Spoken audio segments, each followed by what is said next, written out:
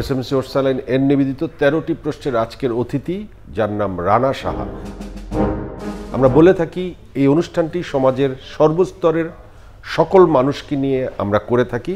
এই রানা সাহা হচ্ছেন ফেনী শহরের একজন প্রতিষ্ঠিত ব্যবসায়ী। ব্যবসা তার পেশা হলেও মূলত তিনি একজন শিল্প সংস্কৃতি মনা মানুষ, ক্রিয়া সংগঠক এবং একজন নিঃস্বার্থ সমাজসেবক। আমি আপনাকে দেখেছি করোনা কাল থেকে এ পর্যন্ত আপনি বিভিন্ন মানুষকে যেভাবে সহযোগিতা করেছেন, কোনো আলোচনায় আপনি আসেননি, কিন্তু আমরা সেই সহযোগিতাটা নিজের চোখে দেখেছি। এই সহযোগিতা দেখবার কারণেই আজকে আপনাকে এই শোতে নিয়ে আসা। এই যে মানুষকে নিঃস্বার্থভাবে সহযোগিতা করে যান এবং আপনি বলেছেন আপনি যা আয় করেন তার সিংহভাগই আপনি দান করেন, এই মানসিকতা কিভাবে আপনার তৈরি হলো? এটা আমি মূলত আমার মায়ের কাছ থেকে শেখা। আমার মা আপনার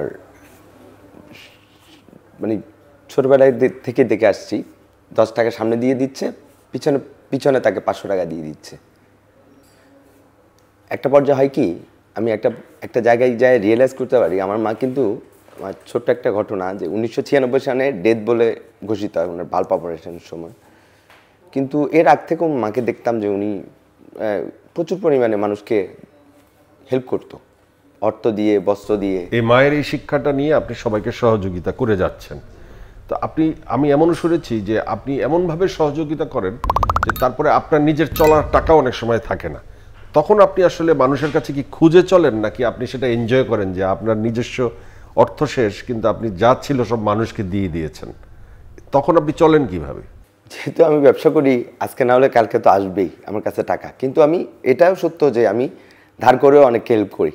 কিন্তু আপনার মতো মানুষকে আবার মানুষ অপব্যবহারও করার চেষ্টা করে। আপনাকে বিভিন্ন সংগঠন ডাকে, বিভিন্ন অঙ্গ সংগঠন ডাকে, আপনাকে বিভিন্ন স্পন্সরশিপের জন্য ডাকে, আপনি সেখানেও কিন্তু ইনভলভ হন। সেটা কিন্তু উপকারের মধ্যে পড়ে না, সেটা হয় আপনার পরিচিতি, বা আপনি হয়তো জানলেনই না, আপনার নামটা ঢুকিয়ে দেওয়া হলো, আপনি একটা পয়সা দিলেন। এই ব্যাপারটাকে আপনি কি চোখে দেখেন? আমি যদি জানি সেটা অবশ্যই আমি বাধাগ্রস্ত করব, আর যদি কেউ আমাকে জানিয়ে যদি আমাকে ইনভলভ করতে চায় তাহলে সেক্ষেত্রে আমি অবশ্যই সেখানে আমি খোঁজার চেষ্টা করবো আসলে এটা সহনশীল কিনা, আমার পর্যায়ে যায় কিনা, যে আমার ন্যাচারের সাথে সেটা মিলে কিনা।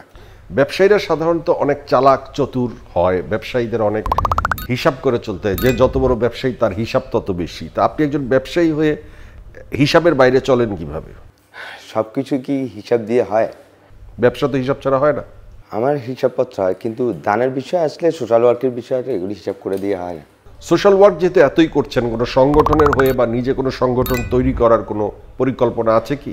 আসলে আমার ব্যবসায়িক পরিধিটা এত বড় না, আমি মফস্বল শহরের ব্যবসায়ী, যে খুব যে পয়সা আলা তাও না, কিন্তু আমার ভবিষ্যতে এমন চিন্তাভাবনা আছে, যদি আল্লাহ আমাকে বা সৃষ্টিকর্তা আমাকে তৌফিক দান করে, তাহলে আমি এই আমার মায়ের নামে একটা কিডনি রুগীদের মানে একটা ডায়ালিসিসের চেষ্টা করেন।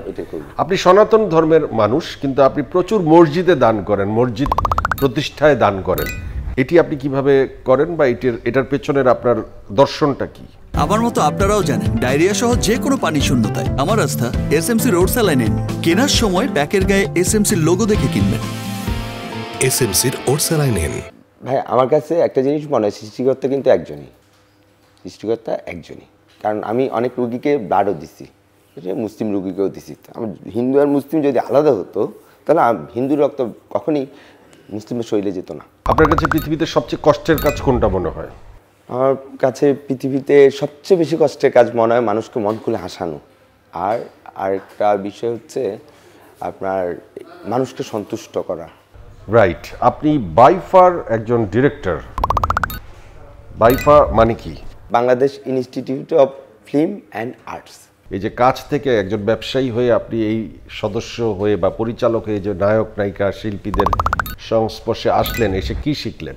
আমার আজকে ক্যাপাবিলিটি আছে, যারা হচ্ছে যে এরকম হয় না যে কেরিয়ারে অনেকের নায়ক নায়িকা অনেক সময় কেরিয়ার পড়ে যায়, তার কেউ ক্যান্সারে আক্রান্ত হয়, একসময় অনেক টাকা ইনকাম করছে, পরবর্তীতে ক্যান্সারে আক্রান্ত হয়েছে, তারপরে কিডনি। মানে এখন আপনি সাধারণ মানুষের সেবার থেকে ঊর্ধ্বে উঠে নায়ক নায়িকার সেবা করতে চান? নায়কের সেবা আসলে ওইভাবে না, সেইভাবে আপনি তো তাই বললেন যে একটু যারা বিপদে পড়বে তাদের পাশে আপনি দাঁড়াতে চান। আমার বাইফার ফাউন্ডার ওই ধরনের কাজ কর্মকাণ্ডগুলো তার অ্যাক্টিভিটির সাথে যুক্ত করবে এই কারণে আপনি ওখানে যুক্ত হয়েছেন। এই কারণে আমি যুক্ত হয়েছি। আমাদের অভিনয় শিল্পী সংঘ আছে, চলচ্চিত্র শিল্পী সমিতি আছে, পরিচালক সমিতি আছে, প্রযোজক সমিতি আছে, সব সমিতিতে অনেক সমস্যা আছে। আপনি কি এই সমস্ত সমিতির সাথে কোনো সমস্যা সমাধানের জন্য যুক্ত হতে চান আমাদের মাধ্যমে? না, ওই ধরনের সমস্যার সাথে আমি সমাধানের সাথে, কিন্তু আপনি বাইফার মাধ্যমে কাজ বাইফার মাধ্যমে আমি একটি সংগঠনের সাথে আপনি ঠিক মতো কাজ করতে পারলে একটাই যথেষ্ট না? ওকে, আপনি এই মুহূর্তে দেশে যে ঘূর্ণিঝড়টা হয়ে গেল কিছুদিন আগে, সেই ঘূর্ণিঝড়ের ফলে ব্যাপক ক্ষয়ক্ষতি হয়েছে বরিশাল, পিরোজপুরে। আপনি ঘূর্ণিঝড় এলাকায় ঘূর্ণিঝড়ের গ্রস্ত মানুষদের জন্য, ক্ষতিগ্রস্ত মানুষদের জন্য কি করবেন বা কি করেছেন? এখনো পর্যন্ত কিছু করা হয় না, তবে আমার কাছে ফোন আসছে আজকে পরে হচ্ছে যে আমি তাদেরকে কথা বলে আসছি যে আমি আমার বিভিন্ন আমার পর্যায়ে থেকে, আমি আমার অবস্থান থেকে যতটুক পর্যন্ত পারি আমি আমার সাহায্য চালিয়ে যাব। আপনার মতো মন মানসিকতার মানুষ হবার জন্য অন্য মানুষকে আপনি কি উপদেশ দেবেন? আমি সবার কাছে ছোট আকার এটাই বলতে চাই যে হচ্ছে যে পৃথিবীতে এই জগতে আসার পরে মানুষ কিন্তু কখনো, এটা আমার সাথে কেউ সহমত পোষণ করে কিনা আমি জানি না, যে মানুষ কিন্তু এই জগতে আসার পরে সৃষ্টিকর্তা যখন আমাদেরকে জগতে পাঠায়, কিন্তু সম্পত্তি এবং সুখ দুইটা একসাথে ভোগ করতে দেয় না, ভোগ করতে পারে না। কেউ হয়তো সম্পত্তি আছে, সুখ পায় না, কেউ সুখ আছে কিন্তু সম্পত্তি পায় না। আমি নেই, ক্যামেরার পেছনে কেউ নেই, আপনার মনের এবং প্রাণের কিছু কথা দর্শকের উদ্দেশ্যে বলেন। আমি চাই যে বাংলাদেশের যত ধনীরা আছে সবাই যদি সব দরিদ্রদেরকে সহায়তা করে, তাহলে হচ্ছে যে বাংলাদেশে কোনো দরিদ্রই থাকবে না।